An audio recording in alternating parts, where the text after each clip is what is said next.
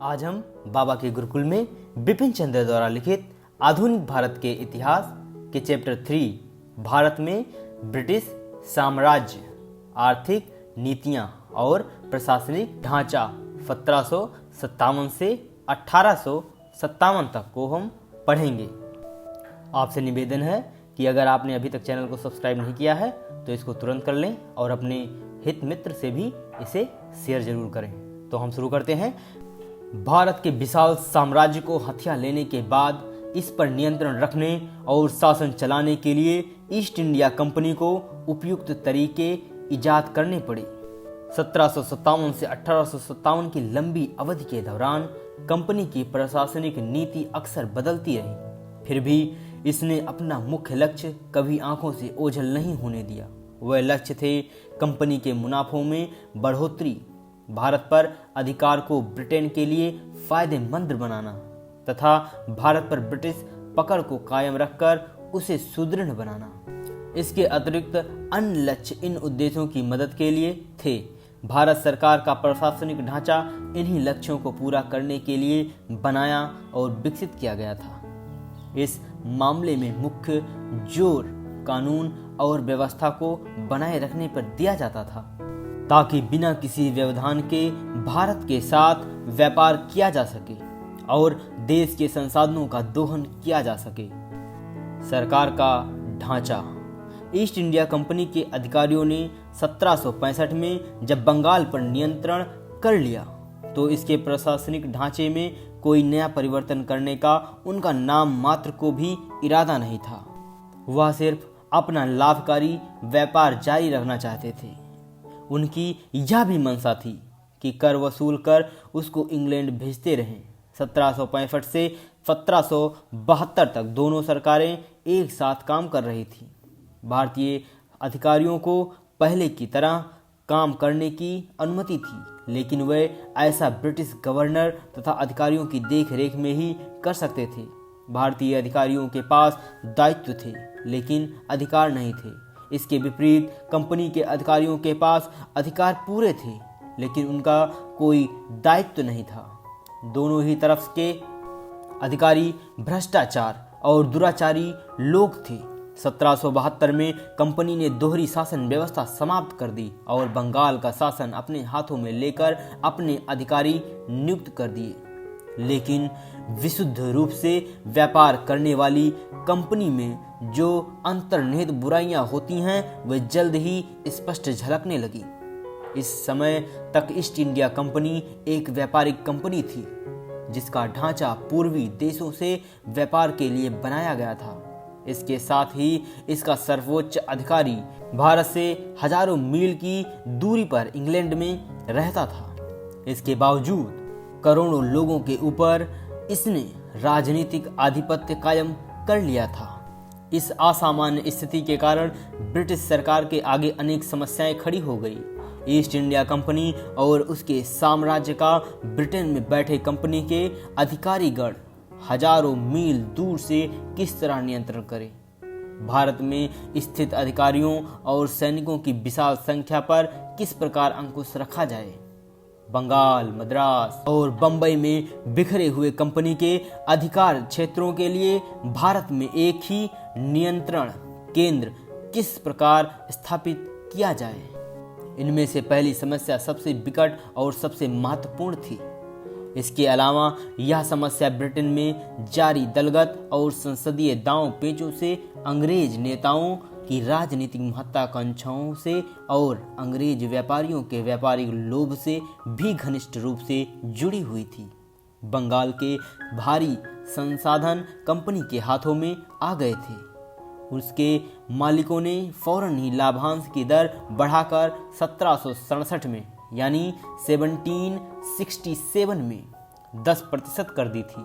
1771 यानी 1771 में उन्होंने इसे और भी बढ़ाकर 12.5% करने का प्रस्ताव रखा था। कंपनी के अंग्रेज सेवकों ने अपनी स्थिति का लाभ उठाकर गैर कानूनी और असमान व्यापार तथा भारतीय शासकों और जमींदारों से जबरदस्ती रिश्वत और तोहफे वसूल करके तेजी से धन कमाया था। क्लाइव जब 34 वर्ष की आयु में इंग्लैंड लौटा तो उसके पास इतनी संपत्ति थी कि उसे प्रति वर्ष 40,000 पाउंड की आय हो सके। कंपनी द्वारा दिए जा रहे लाभांश की ऊंची दरों और उसके अधिकारियों द्वारा भारी संपत्ति लेकर स्वदेश लौटने से ब्रिटिश समाज के दूसरे वर्गों में ईर्ष्या की आग भड़का दी। कंपनी के एकाधिकार के कारण पूर्व के साथ व्यापार नहीं कर पा रहे व्यापारी, उद्योगपतियों का उभरता वर्ग तथा आम तौर पर ब्रिटेन में मुक्त उद्यम की उभरती शक्तियां सभी उस लाभकारी भारतीय व्यापार और भारत की विशाल संपत्ति में हिस्सा चाहते थे, जिसका अभी तक कंपनी और उसके सेवक ही उपयोग कर रहे थे। इसलिए इस व्यापार पर कंपनी के एकाधिकार को तोड़ने के लिए जी तोड़ कोशिश की गई और इस उद्देश्य को पूरा करने के लिए उन्होंने बंगाल में कंपनी के शासन पर हमला किया। उन्होंने भारत से ब्रिटेन लौटने वाले कंपनी के अधिकारियों को अपना खास निशाना बनाया। इन अधिकारियों को नवाब कहकर प्रेस और मंच पर उनका मजाक उड़ाया जाता था। अभिजात वर्ग ने उनका बहिष्कार किया और भारतीय जनता का शोषक और उत्पीड़क कहकर उनकी निंदा दी। उनके दो खास निशाने क्लाइव और वारेन हेस्टिंग थे। कंपनी के विरोधियों को आशा थी कि नवाबों की निंदा करके वे कंपनी को अलोकप्रिय बना सकेंगे और फिर उसे स्थानच्युत कर सकेंगे। अनेक मंत्री और संसद के दूसरे सदस्य भी बंगाल की संपत्ति से लाभ उठाने के लिए उत्सुक थे। उन्होंने जन समर्थन पाने के लिए कंपनी को मजबूर किया कि वह ब्रिटिश सरकार को खिराज दे ताकि भारत से प्राप्त राजस्व के सहारे इंग्लैंड में टैक्सों या सार्वजनिक ऋणों का बोझ कम किया जा सके। 1767 यानी 1767 में संसद ने एक कानून बनाकर कंपनी के लिए ब्रिटिश खजाने में प्रति वर्ष 4 लाख पाउंड देना अनिवार्य बना दिया। ब्रिटेन के अनेक राजनीतिक विचारक और राजनेता कंपनी और उसके अधिकारियों की गतिविधियों पर अंकुश लगाना चाहते थे, क्योंकि उन्हें डर था कि शक्तिशाली बनकर कंपनी और उसके अधिकारी अंग्रेज राष्ट्र और उसकी राजनीति को नष्ट कर देंगे। 18वीं सदी के उत्तरार्ध में ब्रिटेन की राजनीति अत्यंत ही भ्रष्ट हो चुकी थी। कंपनी और उसके अधिकारियों ने अपने एजेंटों के लिए पैसे के बल पर हाउस ऑफ कॉमन्स की सदस्यताएं प्राप्त की थी। अनेक अंग्रेज राजनेताओं को चिंता लगी थी कि भारत की लूट के बल पर कंपनी और उसके अधिकारी ब्रिटिश सरकार पर निर्णायक प्रभाव डालने की स्थिति में आ जाएंगे। कंपनी और उसके विशाल भारतीय साम्राज्य पर अंकुश लगाना आवश्यक है, वरना भारत की स्वामिनी बनकर कंपनी ब्रिटिश प्रशासन पर नियंत्रण स्थापित कर लेगी और ब्रिटिश जनता की स्वतंत्रता का हनन करने की स्थिति में आ जाएगी। मात्र कंपनी को प्राप्त विशेषाधिकारों पर अर्थशास्त्रियों के उस उभरते वर्ग ने भी चोट की जो मुक्त व्यापार और उद्यम पर आधारित पूंजीवाद का प्रतिनिधित्व करते थे। शास्त्रीय अर्थशास्त्र के संस्थापक एडम स्मिथ ने भी अपनी प्रसिद्ध पुस्तक वेल्थ ऑफ नेशन यानी राष्ट्रों की संपत्ति में सीमित सदस्यता वाली कंपनियों की निंदा की। इस तरह इस प्रकार की सीमित कंपनियां अनेक अर्थों में क्षतिकारी हैं।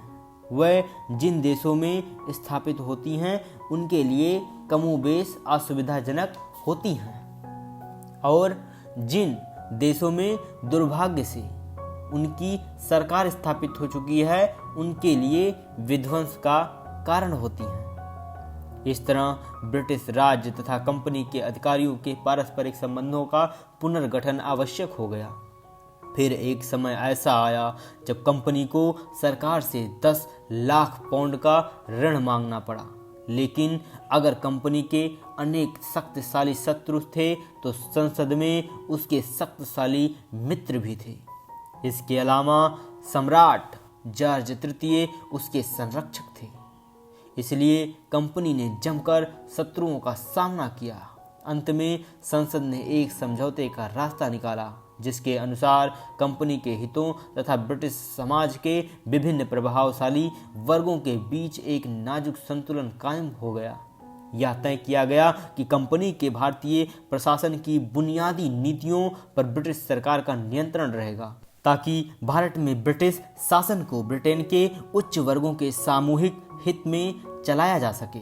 साथ ही पूर्व के साथ व्यापार पर कंपनी का एकाधिकार बना रहे तथा कंपनी में अपने अधिकारी नियुक्त करने का उसका बहुमूल्य हक भी उसी के हाथों में रहेगा।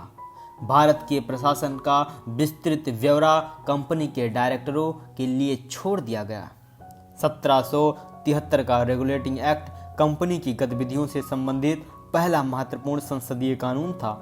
इस कानून के कारण कंपनी के कोर्ट ऑफ डायरेक्टर के गठन में परिवर्तन हुआ तथा गतिविधियां ब्रिटिश सरकार की निगरानी में आ गईं, पर रेगुलेटिंग एक्ट व्यवहार में जल्द ही बेकार सिद्ध हुआ।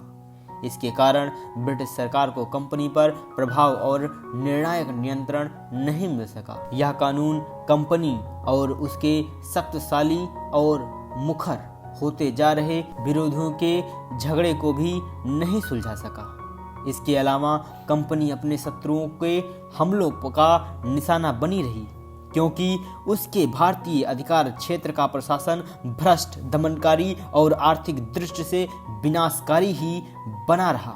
रेगुलेटिंग एक्ट के दोषों तथा ब्रिटिश राजनीति के उतार चढ़ाव के कारण 1784 में एक कानून बनाना पड़ा, जिसे पिट का इंडिया एक्ट कहा जाता है। इस कानून के बल पर ब्रिटिश सरकार का कंपनी के मामलों तथा उसके भारतीय प्रशासन पर पूरा नियंत्रण स्थापित हो गया। उसने भारतीय मामलों की देखरेख के लिए 6 कमिश्नर नियुक्त किए। इसी को बोर्ड ऑफ कंट्रोल कहा जाता है, जिसमें 2 कैबिनेट मंत्री भी शामिल होते थे। अब कोर्ट ऑफ डायरेक्टर और भारत सरकार के कार्यों का मार्गदर्शन और संचालन इसी बोर्ड ऑफ कंट्रोल को करना था।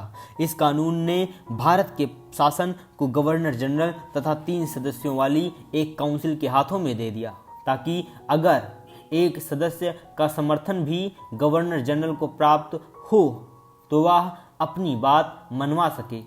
इस कानून ने बम्बई और मद्रास प्रेसिडेंसी को युद्ध, कूटनीति और राजस्व के मामलों में स्पष्ट शब्दों में बंगाल के अधीन कर दिया। इस कानून के साथ भारत में ब्रिटिश विजय का एक नया युग आरंभ हुआ। इस प्रकार ईस्ट इंडिया कंपनी ब्रिटेन की राष्ट्रीय नीति का एक साधन बन गई। अब भारत का शासन इस प्रकार चलाया जाना था कि उससे ब्रिटेन के शासक वर्गों के सभी भागों के हित पूरे हो सके। भारत और चीन के साथ व्यापार पर अपना एकाधिकार सुरक्षित पाकर कंपनी भी संतुष्ट हो गई। भारत में ब्रिटिश अधिकारियों को नियुक्त करने तथा सेवा मुक्त करने का लाभदायी अधिकार डायरेक्टरों के हाथों में बना रहा। इसके अलावा भारत की सरकार को भी उन्हीं के माध्यम से चलाए जाने की व्यवस्था थी। पिट के इंडिया एक्ट ने यह सामान्य ढांचा तो निर्धारित कर दिया, जिसमें भारत की सरकार 1857 तक चलाई गई, पर बाद में कानूनों में अनेक ऐसे महत्वपूर्ण परिवर्तन किए जिसने कंपनी की शक्तियों और विशेषाधिकारों में धीरे धीरे कमी आई। 1786 में गवर्नर जनरल को यह अधिकार दे दिया गया कि वह भारतीय साम्राज्य की शांति, सुरक्षा या उसके हितों को प्रभावित करने वाले महत्वपूर्ण प्रश्नों पर अपनी काउंसिल की राय को ठुकरा सके। 1813 के चार्टर एक्ट के अनुसार भारतीय व्यापार पर कंपनी का एकाधिकार समाप्त हो गया और सभी ब्रिटिश नागरिकों को भारत के साथ व्यापार करने की छूट दे दी गई। पर चाय के व्यापार और चीन के साथ व्यापार पर कंपनी का एकाधिकार बना रहा। भारत की सरकार तथा उसका राजस्व भी कंपनी के हाथों में ही बने रहे। भारत में अधिकारियों की नियुक्ति का अधिकार भी कंपनी के पास ही रहा। 1833 के चार्टर एक्ट ने चाय के व्यापार तथा चीन के साथ व्यापार पर कंपनी का एकाधिकार समाप्त कर दिया। साथ ही कंपनी के सभी ऋण भारत सरकार ने अपने ऊपर ले लिया। अब उसे कंपनी के सभी शेयर होल्डरों को उसकी पूंजी पर 10.5% लाभांश भी देना था। बोर्ड ऑफ कंट्रोल के कड़े नियंत्रण में रहकर भारत में कंपनी सरकार चलाती रही। इस तरह ऊपर वर्णित विभिन्न संसदीय कानूनों ने कंपनी तथा उसके भारतीय प्रशासन को पूरी तरह ब्रिटिश सरकार के अधीन बना दिया। साथ ही यह भी माना जाने लगा कि भारत का रोजमर्रा का प्रशासन 6000 मील दूर रहकर नहीं चलाया जा सकता, ना ही उस पर निगरानी रखी जा सकती है। इसलिए गवर्नर जनरल इन काउंसिल को सर्वोच्च अधिकार दे दिए गए। चूंकि महत्वपूर्ण प्रश्नों पर काउंसिल की राय को ठुकराने का अधिकार भी गवर्नर जनरल को था, इसलिए अब वही भारत का वास्तविक और प्रभावी शासक बन गया और ब्रिटिश सरकार की निगरानी, नियंत्रण तथा मार्गदर्शन में शासन चलाने लगा। अपने उद्देश्यों की पूर्ति के लिए अंग्रेजों ने भारत में प्रशासन की एक नई प्रणाली स्थापित की, लेकिन इस प्रणाली की प्रमुख विशेषताओं का वर्णन करने से पहले अच्छा यह होगा कि हम उन उद्देश्यों को समझ लें जिनकी पूर्ति के लिए यह प्रणाली बनाई गई। किसी देश की प्रशासन प्रणाली का प्रमुख कार्य यह होता है कि वह उसके शासकों के उद्देश्यों और लक्ष्यों की पूर्ति कर सके। अंग्रेजों का प्रमुख उद्देश्य यह था कि कंपनी से लेकर लंकाशायर के उद्योगपतियों तक ब्रिटेन के विभिन्न वर्गों के अधिकतम लाभ के लिए वे भारत का आर्थिक शोषण कर सकें। 1793 यानी 1793 में गवर्नर जनरल लॉर्ड कॉर्नवालिस ने बंगाल सरकार के लिए 2 प्रमुख उद्देश्य निर्धारित किए। ये उद्देश्य थे राजनीतिक सुरक्षा सुनिश्चित करना तथा भारत पर अधिकार को ईस्ट इंडिया कंपनी तथा ब्रिटिश राष्ट्र के लिए यथासंभव लाभदायी बनाना, साथ ही भारत पर विजय तथा उस पर विदेशी शासन का पूरा खर्च भी स्वयं भारत से ही निकाला जाना। इसलिए भारत में अंग्रेजों की आर्थिक नीतियों का जांच पड़ताल परम आवश्यक है। अब हम भारत में अंग्रेजों की आर्थिक नीतियों को पढ़ेंगे 1757 से 1857 के बीच। वाणिज्य नीति 1600 से 1757 तक भारत में ईस्ट इंडिया कंपनी की भूमिका एक ऐसे व्यापारिक निगम की थी जो भारत में माल या बहुमूल्य धातुएं लाता था तथा उसके बदले कपड़े, मसाले आदि भारतीय माल लेकर उन्हें विदेशों में बेचता था। इसके मुनाफे का प्रमुख स्रोत विदेशों में भारतीय माल का विक्रय था। स्वाभाविक था कि कंपनी ब्रिटेन और दूसरे देशों में भारतीय मालों के लिए नए बाजार लगातार खोजती रहती थी। इस प्रकार उसने भारतीय मालों का निर्यात बढ़ाया तथा उनके उत्पादन को प्रोत्साहन मिला। यही कारण था कि भारतीय शासक भारत में कंपनी द्वारा फैक्ट्रियों की स्थापना को न सिर्फ सह लेते थे बल्कि इसे प्रोत्साहित भी करते थे। पर आरंभ से ही ब्रिटिश उद्योगपति ब्रिटेन में भारतीय वस्त्रों की लोकप्रियता से ईर्ष्या करते रहे। वस्त्रों का फैशन एकाएक बदल गया तथा अंग्रेजों के खुरदुरे ऊनी कपड़ों की जगह हल्के सूती वस्त्रों ने ले ली। प्रसिद्ध उपन्यास रॉबिन्सन क्रूजो के लेखक डेनियन डिफो की शिकायत थी कि भारतीय वस्त्र हमारे घरों, हमारे कक्षों तथा हमारे शयनागारों में भी प्रवेश कर चुके हैं। पर्दे, गद्दे, कुर्सियां और अंत में हमारे बिस्तर भी मलमल या भारतीय वस्तुओं के अलावा कुछ नहीं रहे। भारतीय मालों के ब्रिटेन में विक्रय को कम करने या समाप्त कराने के लिए ब्रिटिश उद्योगपतियों ने अपनी सरकार पर दबाव डाला। 1720 तक छापेदार या रंगे सूती वस्त्रों के व्यापार पर प्रतिबंध लगाने वाले कानून बन चुके थे। 1760 में एक भद्र महिला को आयातित रुमाल रखने पर 200 पाउंड जुर्माना देना पड़ा था। इसके अलावा सादे वस्त्रों के आयात पर भारी महसूल लगाए गए।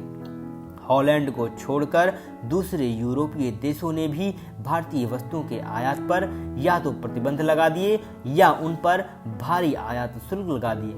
लेकिन इन कानूनों के बावजूद भारत के रेशमी और सूती वस्त्र 18वीं सदी के मध्य तक विदेशी बाजारों में जमे रहे, मगर तब तक नई और विकसित औद्योगिक के आधार पर ब्रिटेन का वस्त्र उद्योग पनपने लगा था। भारत के साथ कंपनी के व्यापारिक संबंधों में 1757 के प्लासी युद्ध के बाद एक गुणात्मक परिवर्तन आया। अब बंगाल पर अपने राजनीतिक नियंत्रण के सहारे कंपनी भारतीय व्यापार और उत्पादन पर एकाधिकारपूर्ण नियंत्रण स्थापित कर सकती थी और अपना भारतीय व्यापार भी बढ़ा सकती थी। इसके अलावा कंपनी ने भारतीय मालों का निर्यात बढ़ाने के लिए बंगाल से प्राप्त राजस्व का भी उपयोग किया। 1750 से 1751 में भारतीय कारखानेदारों ने ब्रिटेन को 15 लाख पाउंड का भारतीय माल निर्यात किया था, जिसे कंपनी की गतिविधियों के कारण 1797 से 1798 तक बढ़ाकर 58 लाख पाउंड जाना चाहिए था, पर ऐसा नहीं हुआ। कंपनी ने अपनी राजनीतिक शक्ति का उपयोग करके बंगाल के बुनकरों पर अपनी शर्तें लादी और उन्हें अपना माल कम तथा निर्धारित दामों के साथ साथ घाटे पर भी बेचने के लिए बाध्य किया। इसके अलावा अब उन्हें श्रम की भी आज़ादी नहीं रही। उनमें से कई कंपनी के लिए कम मजदूरी पर काम करने को मजबूर किए गए तथा भारतीय कारखानेदारों के लिए उनके काम करने पर रोक लगा दी गई।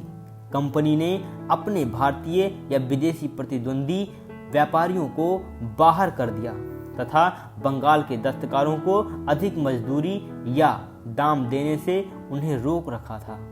कंपनी के नौकरों ने कच्चे कपास की बिक्री पर एकाधिकार कर लिया तथा उसके लिए वे बंगाल के बुनकरों से मनमाने दाम वसूलने लगे।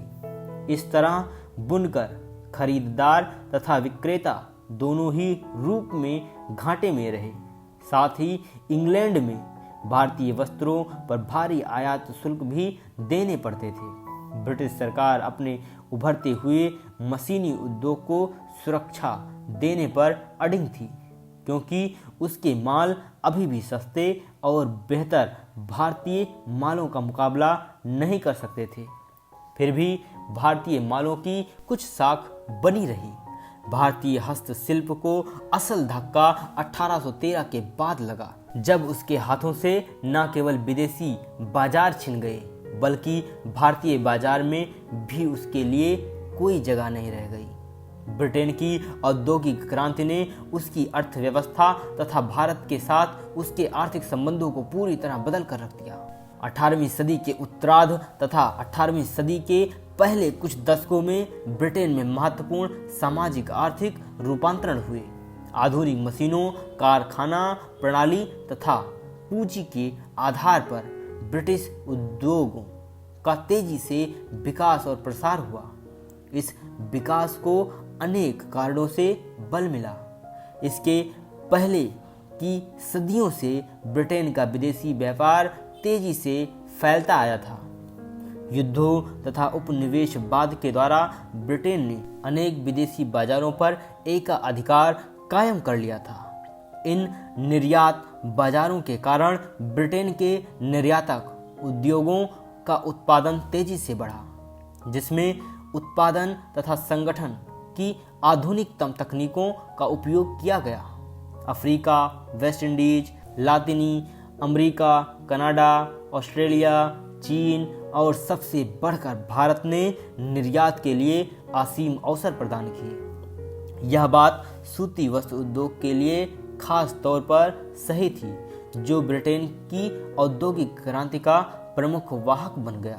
ब्रिटेन ने अब तक व्यापार की एक औपनिवेशिक प्रणाली स्थापित कर ली थी, जिससे औद्योगिक क्रांति को बल मिला। और औद्योगिक क्रांति ने बदले में इस प्रणाली को और भी मजबूत बनाया।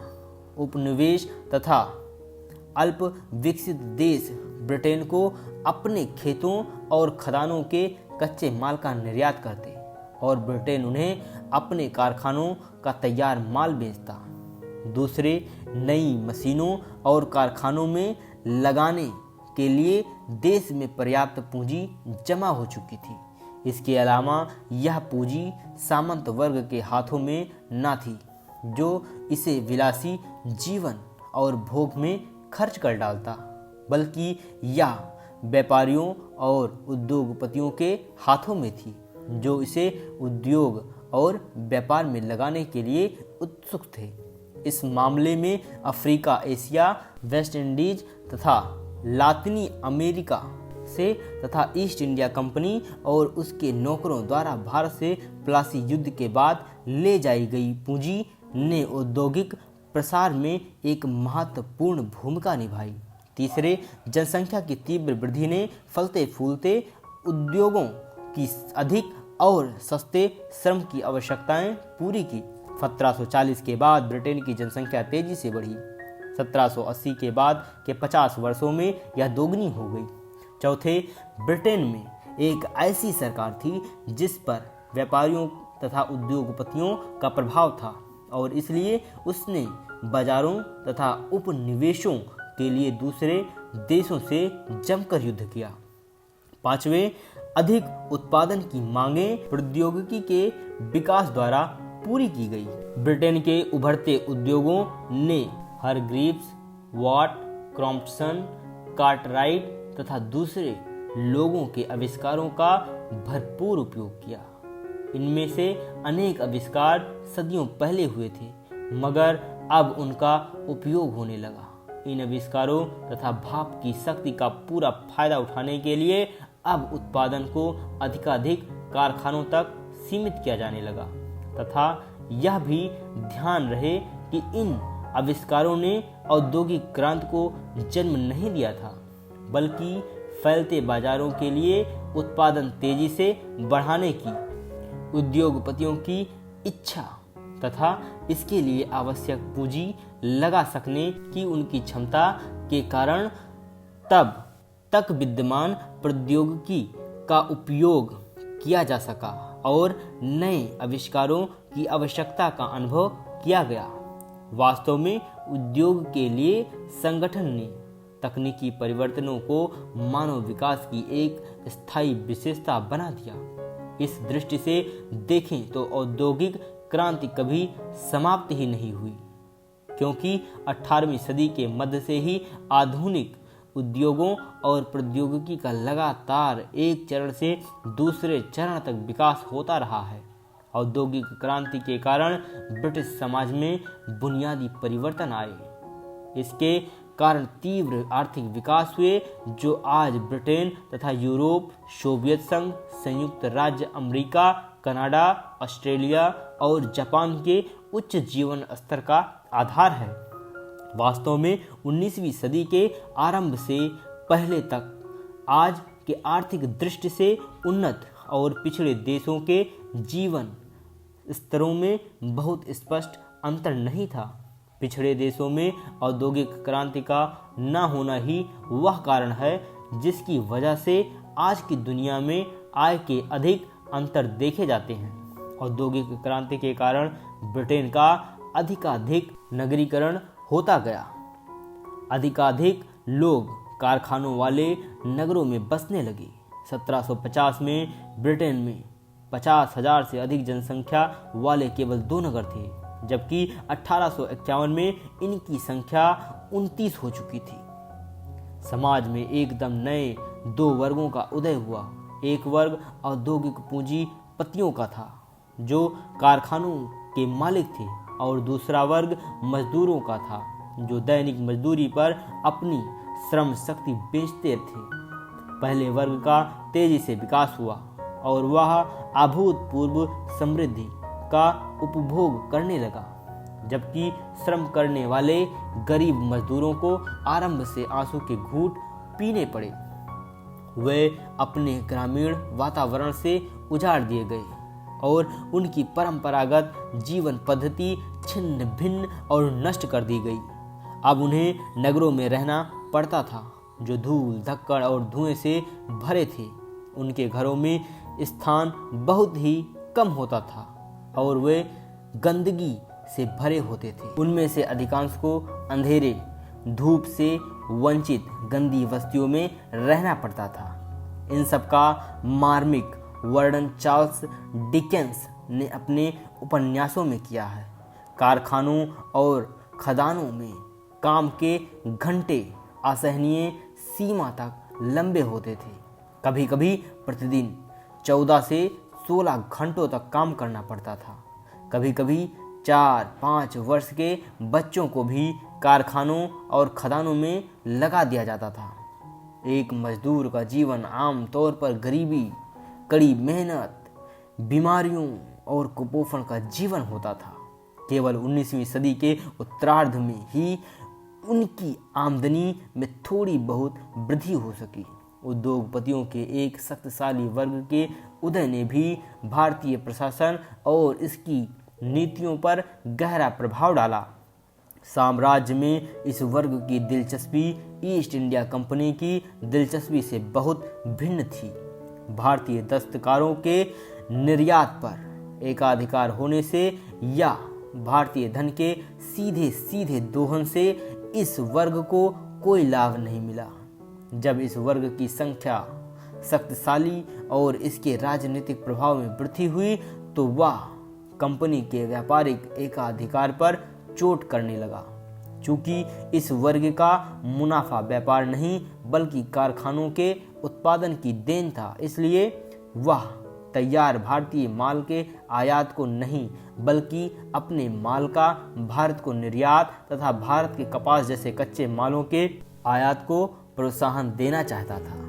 1769 यानी 1769 में ब्रिटिश उद्योगपतियों ने एक कानून बनवाकर कंपनी को इस बात के लिए बाध्य कर दिया कि वह प्रति वर्ष 3,80,000 पाउंड से अधिक मूल्य वाले ब्रिटिश कारखानों के माल का निर्यात करे।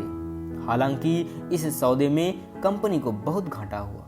1793 में उन्होंने कंपनी को मजबूर किया कि वह अपने जहाजों में प्रति वर्ष 3,000 टन माल ढोने की छूट दे। पूर्वी देशों खासकर भारत को 1794 में 156 पाउंड की ब्रिटिश सूती कपड़ों का निर्यात हुआ, मगर 1813 तक यह निर्यात बढ़कर 1,10,000 पाउंड का अर्थात लगभग 700 गुना हो गया। लेकिन यह बढ़ोतरी भी लंका शायर के उद्योगपतियों की आशा से कम सिद्ध हुई, जो अब भारत में अपना निर्यात बढ़ाने के लिए नए नए तरीके ढूंढने लगे, जैसा कि R.C. दत्त ने अपनी प्रसिद्ध पुस्तक the economic history of India में आगे चलकर लिखा। 1812 की पार्लियामेंट्री सेलेक्ट कमेटी के प्रयास का उद्देश्य यह पता लगाना था कि उनकी यानी भारतीय कारखानेदारों की जगह ब्रिटिश कारखानेदारों को कैसी दी जाए और भारतीय उद्योगों की कीमत पर ब्रिटिश उद्योगों को कैसे प्रोत्साहित किया जाए। ईस्ट इंडिया कंपनी को पूर्वी व्यापार पर कंपनी के एकाधिकार को तथा भारत के राजस्व और निर्यात व्यापार पर नियंत्रण के जरिए कंपनी की शोषण पद्धति को ब्रिटिश कारखानेदार अपनी आकांक्षाओं की पूर्ति में प्रमुख बाधा समझते थे। 1793 तथा 1813 के बीच उन्होंने कंपनी तथा उसके व्यापारिक विशेषाधिकारों के खिलाफ एक शक्तिशाली अभियान चलाया और अंततः 1813 में भारतीय व्यापार पर उनका एकाधिकार समाप्त कराने में वे सफल रहे। इस घटना के बाद भारत के साथ ब्रिटेन के आर्थिक संबंधों का एक नया युग आरंभ हुआ। खेतीहर भारत को अब औद्योगिक इंग्लैंड का आर्थिक उपनिवेश बनना पड़ा। भारत सरकार ने अब मुक्त व्यापार अर्थात ब्रिटिश माल के आबाद भारत प्रवेश की नीति अपनाई। भारतीय दस्तकारियों को अब ब्रिटेन के मशीनों से बने माल के साथ भीषण और असमान प्रतियोगिता का सामना करना पड़ा तथा वे नष्ट होने लगी। भारत में ब्रिटिश माल बिना किसी शुल्क के या मामूली आयात शुल्क के साथ आने लगा। नए नए इलाके जीतकर तथा अवध जैसे संरक्षित राज्यों पर सीधा कब्जा करके ब्रिटिश सामान के खरीदारों की संख्या बढ़ाने का प्रयास भी भारत सरकार ने किया। अनेक ब्रिटिश अधिकारियों, राजनीतिक नेताओं तथा व्यापारियों ने जमीन का लगान घटाने की पैरवी भी की ताकि किसान बेहतर स्थिति में हों और विदेशी कारखानों में बना माल खरीद सके। उन्होंने भारत के पश्चिमीकरण का समर्थन भी किया ताकि अधिकाधिक भारतीयों में पश्चिमी मालों के प्रति रुचि का विकास हो सके। हाथ से तैयार भारतीय माल उन ब्रिटिश कारखानों के बहुत ही सस्ते मालों का मुकाबला न कर सके जो नए आविष्कारों तथा और बड़े पैमाने पर भाप की शक्ति का उपयोग करके अपनी उत्पादन क्षमता को तेजी से बढ़ा रहे थे। कोई भी सरकार अगर केवल भारतीयों के हितों की शुभचिंतक होती तो वह ऊंचे आयात शुल्क लगाकर भारतीय उद्योगों को संरक्षण देती और इस प्रकार जो समय मिलता उसमें पश्चिम से नई तकनीकों का आयात कर चुकी होती। 18वीं सदी में ब्रिटेन ने अपने उद्योगों के लिए यही किया था। उस समय फ्रांस, जर्मनी और संयुक्त राष्ट्र अमेरिका यही कर रहे थे। अनेक दशकों बाद सोवियत संघ और जापान ने यही किया और आज स्वतंत्र भारत यही कर रहा है। पर विदेशी शासकों ने भारतीय उद्योगों को संरक्षण नहीं दिया, बल्कि उन्होंने विदेशी मालों को भारत में प्रवेश की खुली छूट दे दी। विदेशों से आयात तेजी से बढ़ चला। केवल ब्रिटिश सूती कपड़ों का निर्यात 1813 में 1,10,000 पाउंड था, जो 1856 में बढ़कर 63 लाख पाउंड तक हो गया। भारत पर लादी गई मुक्त व्यापार की यह नीति एक तरफा थी। भारत के दरवाजे तो विदेशी मालों के लिए खुले छोड़ दिए गए, मगर जो भारतीय माल ब्रिटिश मालों से प्रतियोगिता कर सकते थे उन पर ब्रिटेन में प्रवेश के लिए भारी आयात शुल्क लगा दिए गए। अब अंग्रेजों का उद्योग भारतीय दस्तकारियों की तुलना में औद्योगिक श्रेष्ठता प्राप्त कर चुका था। फिर भी अंग्रेज वाजिब तथा समान शर्तों पर भारतीय माल नहीं खरीदते थे।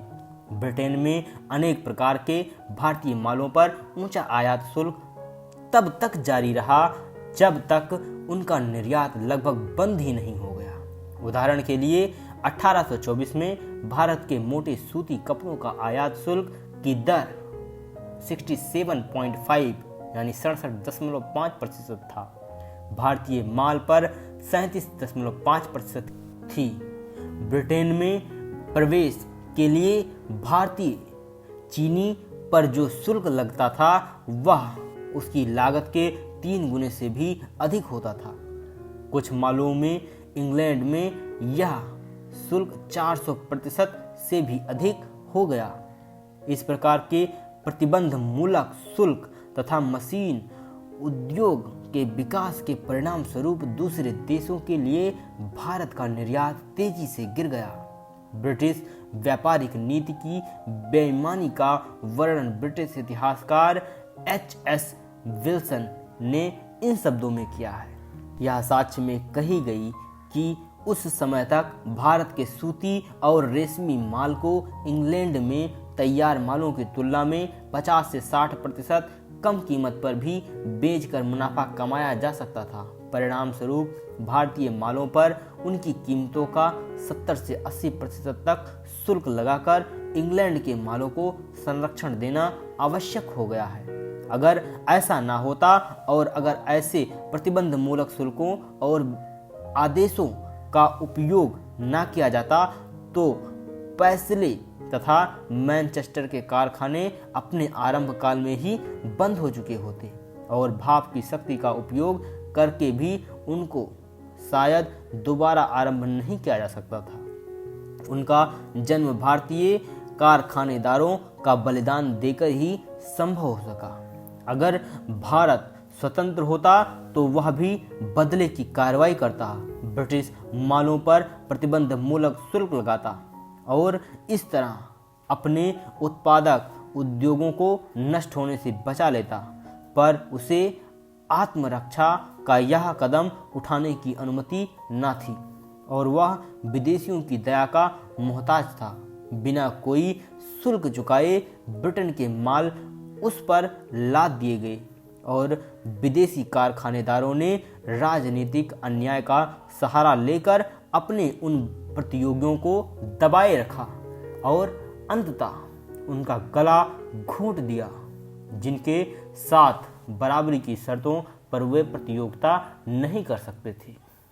भारत को अब मजबूर किया गया कि अपने माल का निर्यात करने की जगह वह कच्चे कपास और कच्चे रेशम जैसे मालों का निर्यात करे, जिसकी ब्रिटिश उद्योग को सख्त जरूरत थी, या फिर नील या चाय जैसे बागानों के उत्पादनों या अनाजों का निर्यात करे, जिनकी ब्रिटेन में कमी थी। 1856 में भारत ने 43 लाख पाउंड के कच्चे माल का निर्यात किया, मगर तैयार सूती माल का निर्यात केवल 8,10,000 पाउंड का था। इसी वर्ष भारत द्वारा 29 लाख पाउंड के अनाज, 17,30,000 पाउंड के नील तथा 7,70,000 पाउंड के कच्चे रेशम का निर्यात भी किया गया।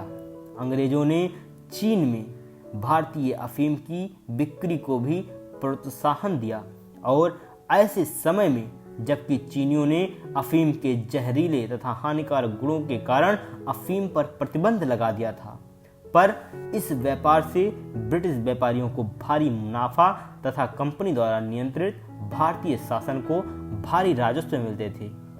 दिलचस्प बात यह है कि ब्रिटेन में अफीम के आयात पर कड़ा प्रतिबंध था।